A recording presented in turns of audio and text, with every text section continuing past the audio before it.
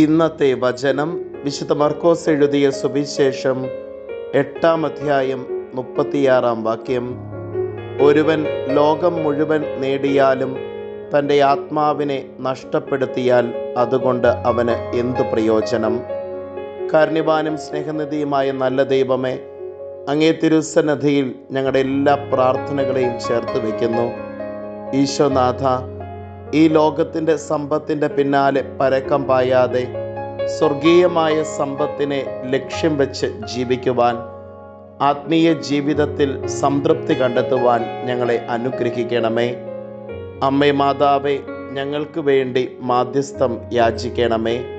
നമ്മുടെ കർത്താവ് ഈശോ മിശിഹായുടെ കൃപയും പിതാവായ ദൈവത്തിൻ്റെ സ്നേഹവും പരിശുദ്ധാത്മാവിൻ്റെ സഹവാസവും നാം എല്ലാവരോടും കൂടെ ഉണ്ടായിരിക്കട്ടെ, ഇപ്പോഴും എപ്പോഴും എന്നേക്കും. ആമേൻ. ഇന്നത്തെ നിയോഗം കുടുംബ സമാധാനത്തിന് വേണ്ടി പ്രത്യേകം പ്രാർത്ഥിക്കാം.